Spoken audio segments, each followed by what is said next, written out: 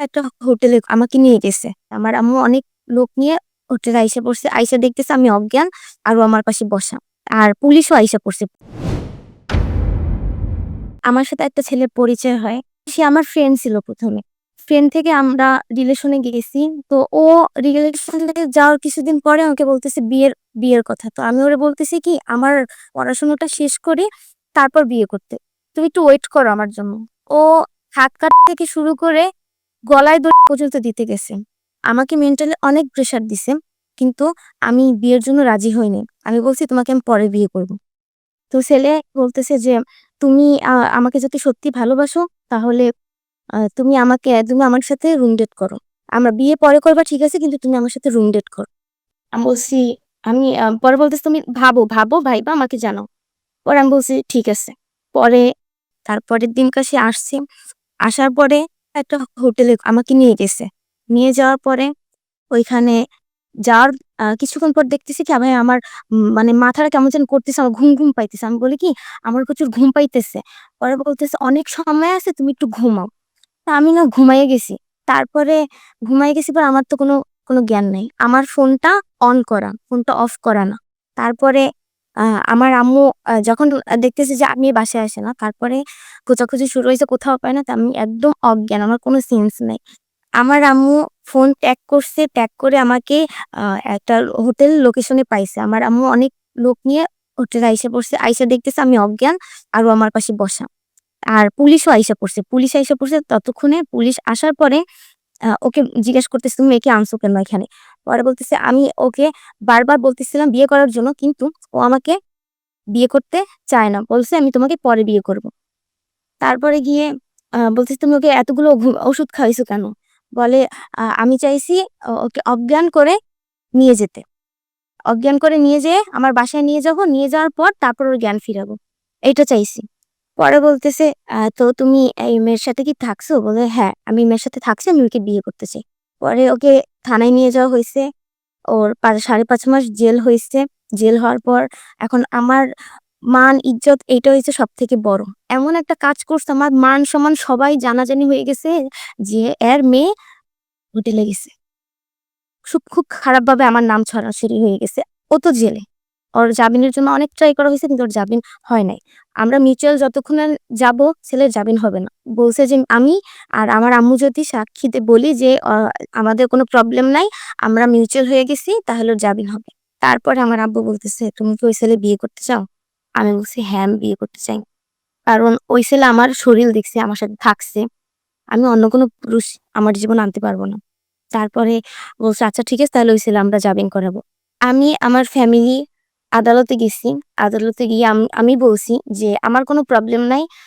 আমি ছেলেকে বিয়ে করব।" তারপরে বলছে, "আচ্ছা ঠিক আছে।" মিউচুয়াল হইছে, তারপর ও জামিন করাই দিছে। জামিন করাই দিছে পরে ও বের হইলো। তারপর আমাদের বিয়ের কথা শুরু হইলো। আমার বিয়ের সময় ওর যে ফ্যামিলি আমাকে যে মাইনা নিছে, তারা আমাকে মাইনা নিচ্ছে শুধুমাত্র তার ছেলেকে জামিন করানোর জন্য। অনেক ভালোভাবে আচরণ করছে, অনেক ভালোভাবে কথা বলে আমাকে শ্বশুরবাড়িতে নেয়া হইছে। তারপরে বাপের বাড়ি থেকে যখন আমি শ্বশুরবাড়িতে গেছি, তারপরে আমাকে মানসিকভাবে এত পরিমাণ টর্চার শুরু হইতেছিল, তখন থেকে আমাকে রান্না-বান্না, ঘরের A to Z সবকিছু আমাকে দিয়ে করাইতো। আমি সব করতাম। আর আমার স্বামী যখন আমার শাশুড়ির কাছে যাইতো, আমার শাশুড়ি কি বলতো বদনাম-টদনাম আমি কিচ্ছু জানি না। আমার স্বামী যখন আমার কাছে যাইতো, দেখতাম কি সে আমার সাথে ঝগড়া শুরু করত। শ্বশুরবাড়িতে গেছি পর ভাইয়া, ও আমার সাথে যা করছে, ওইটা আমি ভুইলা গিয়ে আমি ওকে স্বামী হিসেবে মাইনা নিছি যে ও আমার স্বামী। ও যা করছে, করছে। ও আমার স্বামী এখন। আমার হাতেও তো অ্যান্ড্রয়েড ফোন। আমি একটা ছেলে আমার আইডিতে রাখতাম না। আমার স্বামী অনেক ভালোবাসতো আমায়। কোনো সময় গায়েও হাত তোলে নাই, কোনো সময় গালিও দেয় নাই। কিন্তু আমাকে এত পরিমাণ অত্যাচার করা হইতেছিল আমার শ্বশুরবাড়ি থেকে, তারা আমার গায়ে হাত তুলত না। কিন্তু মানসিকভাবে এত পরিমাণ অত্যাচার করা হইতেছিল, আমি নিতে পারতাম না।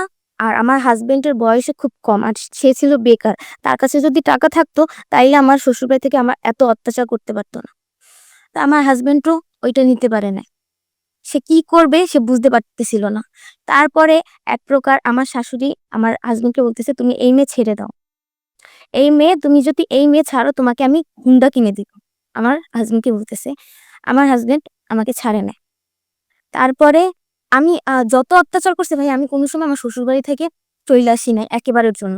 আমাকে যখন তারা তাড়াইতে পারতেছিল না, তারপরে আমাকে বলতেছে আমার মান-সম্মান নিয়ে টানাটানি করতেছে। তারা বলে আমি নাকি প্রেম করি। ৫ মাস পরে যখন তারা আমার মানিজ্যতে হাত দিছে, তখন আমি একেবারের জন্য আমার বাপের বাড়ি চইলা আসছি। যে আমার আব্বু-আম্মু বলতেছে, "এত কিছু হইতেছে, এত কিছু করতেছে তারা, আর সহ্য করার মতো না। আমার মেয়ে আর সহ্য করতে পারতেছে না। আমরা ডিভোর্স করাই দিব।" ওই ছেলে করতো কি ভাইয়া, আমার হাত পা ধরে বলতো যে, "আচ্ছা তুমি তোমার বাসায় থাকো, আ আমি কিছু করার ট্রাই করতেছি।" আমাকে বলছে যে, "আমার ভুল হয়ে গেছে, তুমি আমাকে মাফ করে দাও।"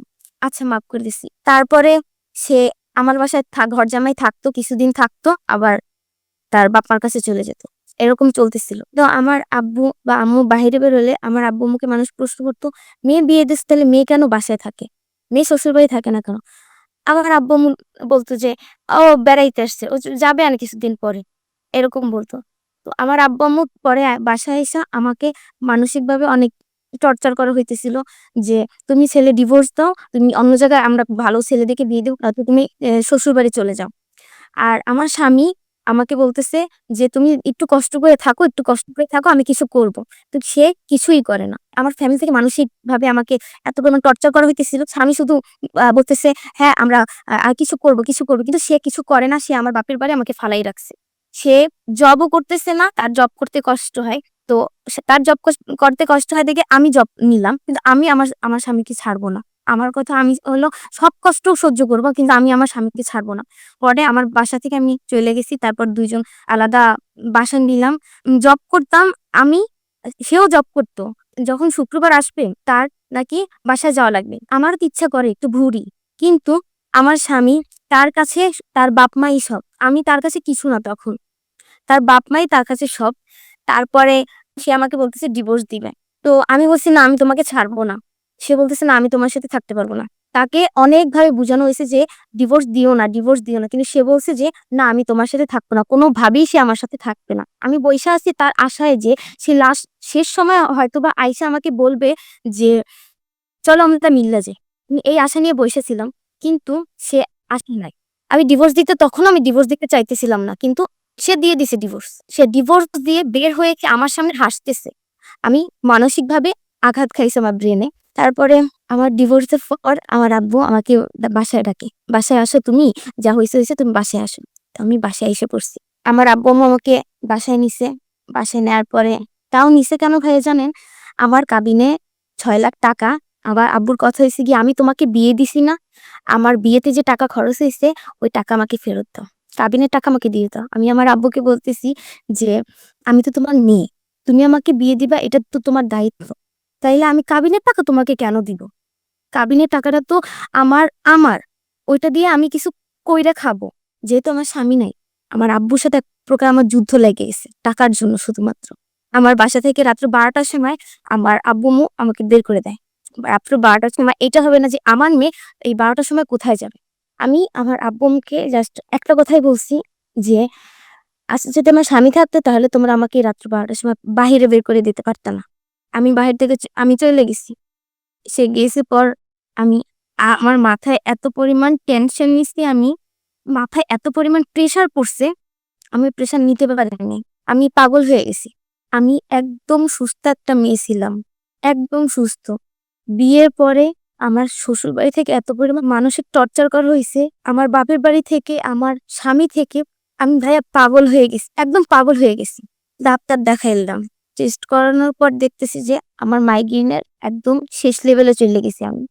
আমার ব্রেনে সমস্যা হইছে। তারপরে যেকোনো সময় স্ট্রোক করতে পারে। যেকোনো সময় ডাক্তার বইলা দিছে যেকোনো সময় স্ট্রোক করতে পারে।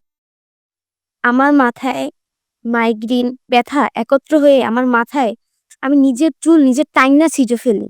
আমি শুধুমাত্র ওই মানুষটার জন্য, আমি একটা সুস্থ মেয়ে ছিলাম। একদম সুস্থ। ওই মানুষটার জন্য আমার মাথায় মাইগ্রেনের শেষ লেভেলের, আমি এই হাঁটতেছি, ওই অবস্থায় পড়ে যাই। আপনার ঘুমের ভিতরে অজ্ঞান হয়ে থাকি।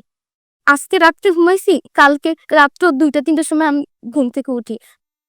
আমি শুধুমাত্র একটা জিনিস চাইছি ভাইয়া আজীবন, যে আমি সংসার করব। আমি আমার স্বামীর সাথে সংসার করব। আমি একটা জিনিস চাইছি যে আমার স্বামীরে শুধু একটা কথাই বলছি যে আমি আমার মরার ১ দিন আগে হইলেও, একটা দিন আগে হইলেও একটা দিন আমি তোমার লাগে সংসার করে মরতে চাই। ওই একটা দিন আমি সংসার করব। আমি আফসোস নিয়ে মরতে চাই না। কিন্তু ঠকাইলো, ঠকাইয়া চইলে গেছে। এখন আমি আগে যতটা অসুস্থ ছিলাম তার থেকে বেশি অসুস্থ হয়ে পড়ছি। একটু পরপর আমার সেন্স চইলে যায়। একটু পরপর। আমি জানি যে আর মাত্র হয়তোবা কিছুদিন আল্লাহ আমারে রাখছে। আর মাত্র কিছুদিন। আমার শুধু একটা ইচ্ছা ছিল যে সংসার করব। সংসার তো আর হইল না করা। তো আরেকটা ইচ্ছে ছিল যে আমার স্বামী যা করছে আমি ওইটা তুইলে ধরতে চাই। যে মানুষ জানুক একটা মেয়ে একটা ছেলেকে এত ভালোবাসতে পারে। একটা ছেলের জন্য পাগল হয়ে গেছে। একটা ছেলের জন্য নিজের ফ্যামিলির কাছে খারাপ হয়ে গেছে। নিজের বাপ আমার আব্বু আমাকে এত ভালোবাসতো। আমার আব্বু আমাকে এখন মেয়ে বইলাই মানে না। এটা আব্বু বলতেছে তোর মতো মেয়ে জন্ম দেওয়ার থেকে মাইরে ফেলতাম। আমি আমার স্বামীরে এত ভালোবাসতাম। এখন পর্যন্ত ভালোবাসি। আমি তার কাছে টাকা চাই নাই। তার কাছে কিচ্ছু চাই নাই। এই বিয়ে হইছে কিচ্ছু চাই নাই। আমি শুধু চাইছি সংসার করতে। কিন্তু পারি নাই। যে মানুষটার জন্য এখন আমার এত বড় রোগ। আমার শুধু একটা ইচ্ছে ছিল ভাইয়া জানেন আমি আমি একটা দিন যদি সংসার করতে পারতাম, একটা দিনই আমি আমি আমি সুখ একদম অনেক সুখে মরতে পারতাম। আমার একদম কোনো আফসোস থাকতো না জীবনে। পারি না আমি সংসার করতে। একটা পুরুষের জন্য আমার এত বড় একটা রোগ। কি সুন্দর জীবন ছিল আমার। সে জীবন সে তছনছ করে শেষ করে দিয়ে যাকে আমি এত ভালোবাসার পরও সে আমাকে বলে, "তুমি আমাকে ভালোবাসো নাই।" আচ্ছা, তোমার জীবনে এমন একজনকে তুমি আনো যে তোমাকে ভালোবাসবে। আমি তো তোমারে ভালোবাসতে পারি নাই। তোমার জীবনে আসুক পূর্ণতা, আমার জীবন থাকুক অপূর্ণতায়। আমি তোমাকে আগেও ভালোবাসছি, এখনো ভালোবাসি, সামনেও ভালোবাসবো। আমি তোমাকে ভালোবাসবো কিন্তু আমি তোমাকে আর কোনো সময় না, আমি ২য় বিয়েও করব না। আমি যদি ২ দিন বাঁচি, ওই ২ দিনও তোমার স্মৃতি নিয়েই মরবো। কিন্তু আমি মইরা গেলে আমার শেষ মুখটা আমি তোমারে দেখতে দিব না। দিব না। আর আমার কবরে এক মুঠো মাটিও দিতে দিব না। এত ভালোবাসি এটা পুরা দুনিয়ারে জানাই দিতে চাই। পুরা দুনিয়ারে জানাই দিয়া মরতে চাই যে আমি মইরা গেলেও সবাই জানুক যে আমি একটা মানুষকে এত ভালোবাসছি। ওই মানুষটার জন্যই আমি মরছি।